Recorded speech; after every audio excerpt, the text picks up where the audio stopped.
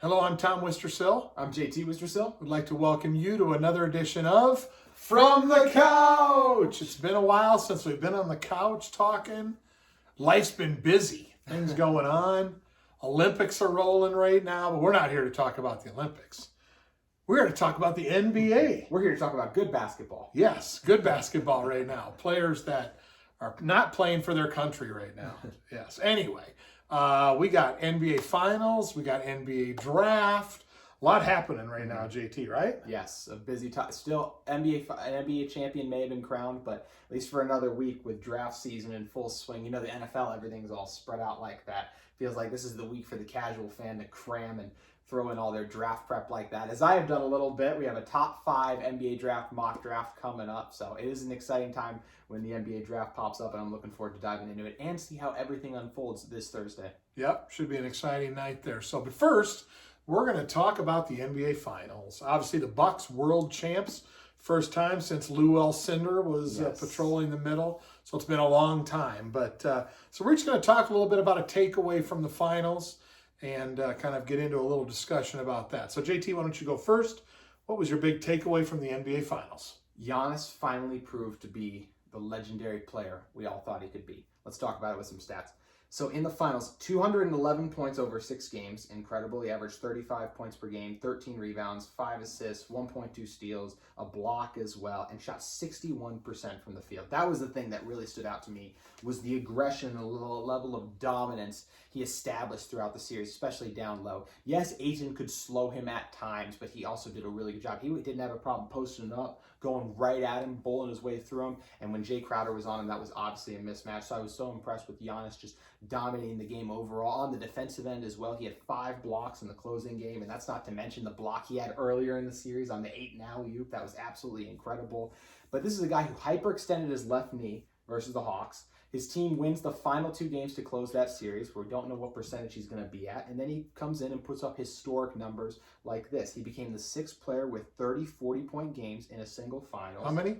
The third. He had 6th player with 3 40-point games in the finals. Nice. Okay. He dropped in Game 6, of course, was the legendary performance where he dropped 50-14. He had 2 assists, but his teammates didn't shoot the ball very well. In fact, in that game, his teammates had 40 points entering the 4th quarter. He had 37 going into the 4th, so put the team on his back. He's also the first player since '74 with over 40 points, 10 rebounds, and 5 blocks in a finals game. The definition of dominance was Giannis in this series. It was so much fun to watch him assert that. I really enjoyed it. A well-deserved finals MVP for a guy who stayed loyal to the city of Milwaukee. Yeah, did a great job. And, obviously, yes, finally came to fruition what he'd put some hard work into. And he was well-deserving of, obviously, the MVP, by far the best player. And, interesting to think, at the beginning of the year, you talked about it. Yeah, the Bucks could do it, but, and there was always a but, right? So here it was. They found a way to win the title. So I'm going to dig a little deeper into rosters here that I think was the deciding factor. So, what often happens in the finals, right? You have stars, and the stars are up against each other. And, unless one team's stars just completely blow away the other stars, then it's not even a series. But within that, a lot of times they kind of cancel each other out. So then it's down to like the next tier of players. And when you look at the 2 teams, like pre-finals, you would have said it might be a little somewhat even. After the finals, it wasn't even close. So I guess what I'm saying is, if you take Giannis and Chris Middleton against Devin Booker and Chris Paul, and you just look stat to stat, game to game, yeah, Giannis was better than them, but the 2 of him and Chris Middleton didn't blow those 2 away. But if you take a look at the next 3 or 4 guys for their team, and you take Holiday, Lopez, Connaughton, and Portis, and you match them up with Ayton, Bridges, Crowder, and Johnson, it was a no contest. Those support guys, you hesitate to call them support guys, those are starters, but they're the support guys for the Bucks, right? They were good. And they were good for long stretches of games. And those other guys for the Suns, nothing. Didn't do anything. Ayton, non-existent in my mind. And so those guys, I mean, it's not like they won the title, but they prevented any issues, like if Giannis missed a few shots or came out of the game for a while, or Middleton was there. He had a couple games where he didn't light it up. But look what Drew Holiday did. Lopez had a couple games. Connaughton threw some in. Yes. So all of a sudden that's what it takes, right? I think we think back to, if you just think about teams through the finals, right? Just even since you've been watching, LeBron's going to have a great series, right? But it's not necessarily LeBron that's winning the title. It's what happens when he goes cold or gets in foul trouble or needs a break. Are other guys going to step up? And to me, that's where the Bucks separated themselves. That's why Giannis, clearly the best player, but those support guys and the others, no contest. So what do you think of that?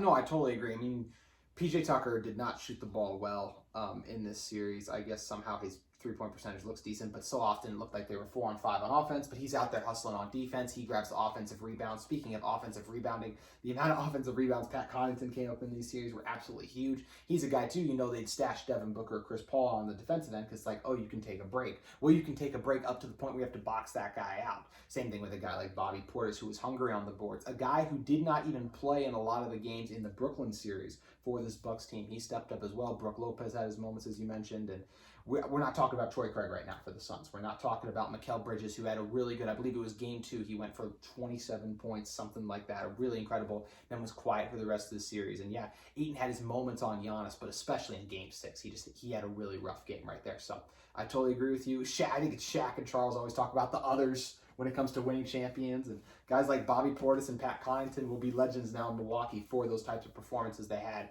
throughout these finals. Yep, you're exactly right. So we'll see what happens. Every year is different. This year, people will talk about Giannis and his amazing play, and then they'll also talk about injuries. Yes. The number of all-stars that missed time in the playoffs, who knows? But the team that showed up definitely was the best team. Congrats to the Bucks on the title. Yeah, so happy for the Bucks fans and all the dear faithful who made that atmosphere outside of the stadium so incredible as well. Yeah, that was great. So, okay, NBA draft. Let's switch gears quickly. So we're just going to talk about your top 5, like what's going to happen in those first 5 picks, JT. So, are you ready to go? Yep. Yeah, like you said too, this is how I think the top 5 is going to play out. I will mention a player or two that I have ranked higher than where he's going to get drafted, but this is how I feel the top 5 is going to shake out come Thursday night. So when you think about the draft, and do you think that are teams looking for quick fixes? Are most of them thinking, hey, this guy's going to change my franchise? How much trades are in play? What's kind of your overall feeling here as we go into the draft? I think you're looking for the best players long term. I think let's talk about right now, Davion Mitchell could win Rookie of the Year, the really good Baylor guard. He could come into a place and contribute right away. That's why, for me, Golden State is a great landing spot for a guy like that. He's not going to the top 5 because he doesn't have the ceiling of these other guys. So I think when you're picking here, you want to look back like the Bucks will from the 2013 draft and say, we got the best player because we bet on potential long-term that. Lots of guys who bet on potential and it doesn't work out. But I think when you're in the top 5 like that, you swing for the fences for the guys who can be good players right now, but down the line you hope can be Hall of Fame players one day. Okay. All right. With the first pick in the NBA draft, JT's mock, the Detroit Pistons. Who you got? Yeah, no surprise here. I mean, it's Cade Cunningham, the 6'8" point forward. He's one of the most complete prospects we've seen. Pretty much, look, he's the slam dunk number 1. He's the most slam dunk number 1 we've seen since Zion Williamson. I mean, you love the size, the ability to finish through contact. He has great vision as well.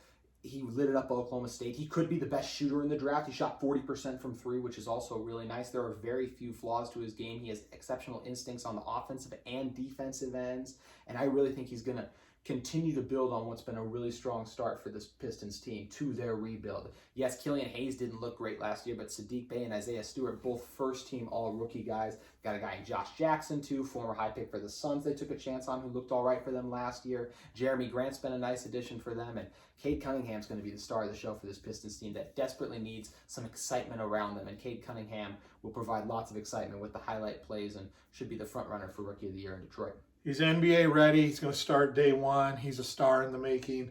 Hard to argue with that. Yeah. So, all right. With the second pick, the Houston Rockets, JT. Who are you thinking? Not who I would take, but I do think they're going to go with Jalen Green. I think the shooting guard out of Ignite, I think he really lit it up there. And he's look, they're looking for a James Harden-like replacement, not in terms of the all-around offensive talent, although I do think Green has some attributes in the future that could make him a good distributor and maybe handle a larger distributing load. Early on, that will fall to John Wall. I just don't see a way they get out of John Wall's contract, so he's going to be here. And Wall did help mentor Bradley Beal, who you could see a Jalen Green, you'd hope he becomes a Bradley Beal-type player. He should score 20 in the NBA in no time. He's a true three-level scorer. He's got great bounce, which allows him to float as he's coming down to a bevy of moves he can use to get to the rim as well. Can play on or off the ball. We talked about the shooting as well. I really like Jalen Green's game. I think he's going to be a star in this league in terms of scoring. I'm going to talk who I have at number 3. I like a little bit better because of very few small things, but I do really like Jalen Green and think he's going to be a success in Houston, score in big loads. What do you have in mind? A comparison, Jalen Green? Is he Anthony Edwards? He could be, but he's not as big as Ant was coming out. One of the things I loved about my guy Anthony Edwards was that physical size, the ability to finish through contact exceptionally. I feel like Jalen Green's able to get around contact very well, but not able to finish through contact like an Edwards is. Jalen Green, I mean, I threw out Bradley Beal, so that name's kind of still stuck in my mind right there. The former teammate like that. I really see something like that. He does need to add a little bit of strength, but such an exceptional scorer. I think he could totally be a Bradley Beal type player and lead the league in scoring, or be second in scoring, as that's what Beal was to Steph Curry this past year. Wow. Okay.